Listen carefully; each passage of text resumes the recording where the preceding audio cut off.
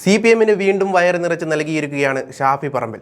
മുണ്ടക്കൈ ചൂരൽമല ഉരുൾപൊട്ടൽ ദുരന്തബാധിതർക്കായി കോൺഗ്രസ് ഏറ്റെടുത്ത ഭൂമിയെപ്പറ്റി വലിയ സൈബർ ആക്രമണമാണ് CPM നടത്തുന്നത്. ഈ വിഷയത്തിൽ CPM-ന് കണക്കിന് കൊടുത്തിരിക്കുകയാണ് ഷാഫി പറമ്പിൽ MP. ആ ഭൂമിയിൽ വന്യമൃഗ ശല്യമുണ്ടെന്നാണ് CPM പറയുന്നത്. എന്നാൽ അവിടെ അതിനേക്കാൾ വലുതായി CPM-ന്റെ ശല്യമാണ് ജനങ്ങൾ നേരിടുന്ന പ്രശ്നമെന്നും ഷാഫി പറമ്പിൽ പറഞ്ഞു. കോൺഗ്രസ് കൽപ്പറ്റ നിയോജക മണ്ഡലം നേതൃത്വം കൺവെൻഷൻ ഉദ്ഘാടനം ചെയ്യുമ്പോഴാണ് ഷാഫി ഇക്കാര്യം പറഞ്ഞത്. തിരഞ്ഞെടുപ്പ് അടുക്കുമ്പോൾ സർക്കാരിന് ചെയ്തതൊന്നും ജനങ്ങളോട് കാര്യമായി പറയാനില്ല. സർക്കാർ നിർമ്മിച്ച പദ്ധതിയാണെങ്കിൽ അത് ജനകീയ പങ്കാളിത്തത്തോടെയാണ്.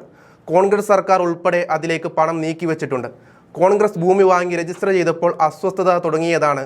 എല്ലാ കാര്യങ്ങളും ശാസ്ത്രീയമായി പഠിച്ച് ഒരു ഭവന പദ്ധതി നടപ്പാക്കാൻ ഒരുങ്ങുമ്പോൾ സഹായിച്ചില്ലെങ്കിലും ഉപദ്രവിക്കാതിരിക്കാനുള്ള ഉത്തരവാദിത്തം സർക്കാർ കാണിക്കണമെന്നും അദ്ദേഹം പറഞ്ഞു. വയനാട്ടിൽ ആനയും പുലിയും കടുവയും ഇറങ്ങുന്നത് കഴിഞ്ഞ 10 വർഷമായി ജനങ്ങൾ പറഞ്ഞുകൊണ്ടേയിരുന്നപ്പോൾ അതൊന്നും കേൾക്കാത്ത സർക്കാരാണ് കോൺഗ്രസ് പദ്ധതിയുമായി എത്തുമ്പോൾ കാട്ടാനത്തോട്ടം എന്നൊക്കെ വിളിക്കുന്നതെന്നും അദ്ദേഹം പറയുന്നുണ്ട്. ആ വീഡിയോ ഒന്ന് കണ്ടു നോക്കാം. ഭൂമി വാങ്ങി എന്ന് പറയുമ്പോൾ അപ്പം എന്തിനാ CPM-ഉം കൈരളിയും ദേശാഭിമാനിയും ഇത്രയും അസ്വസ്ഥരാകുന്നത് എന്നുള്ളത് എത്ര ആലോചിച്ചിട്ടും മനസ്സിലാവുന്നില്ല. അപ്പം ഇത് ആരംഭിക്കുന്നതിന് മുമ്പ്, ഇതിൻ്റെ പ്രഖ്യാപനങ്ങൾ നടത്തുന്നതിൻ്റെ മുമ്പ് വലിയ ട്രോളുകളും പ്രചരണങ്ങളൊക്കെ നടത്തിയിരുന്ന ആളുകൾ ഇതിനു വേണ്ടി ഭൂമി കോൺഗ്രസ് രജിസ്റ്റർ ചെയ്തു എന്ന് അറിയുമ്പോൾ അതിൻ്റെ ചൂട് CPM-ന് തട്ടുകയാണ്, ദേശാഭിമാനിക്ക് തട്ടുക, കൈരളിക്ക് തട്ടുക.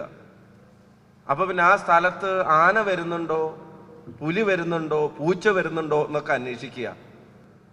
വയനാട്ടിലെ ഭൂമിയിൽ വന്യമൃഗശല്യത്തിന്റെ പ്രയാസങ്ങൾ ഇവിടുത്തെ ഭരണ നേതൃത്വത്തിന് മനസ്സിലായത് കോൺഗ്രസ് വീട് വെക്കാൻ ഭൂമി വാങ്ങിയപ്പോഴാണ്. ഇപ്പോഴാണ് അവർക്ക് മനസ്സിലായത് ചില ഭൂമിയിൽ കടുവ വരുന്നുണ്ട്, പുലി വരുന്നുണ്ട്, ആന വരുന്നുണ്ട് എന്നുള്ളതൊക്കെ.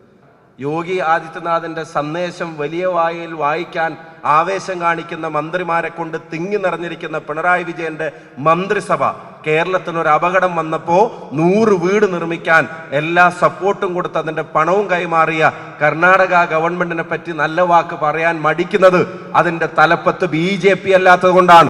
യോഗിയുടെ ഗവൺമെന്റ് ആണെങ്കിൽ പിണറായി വിജയന്റെയും വാസവന്റെയും സ്തുതി ഈ കേരളത്തിലെ പൊതു ചടങ്ങുകളിൽ മുഴുവൻ പാടി നടക്കാൻ ഇവർക്കൊരു മടി ഉണ്ടാവുമായിരുന്നില്ല.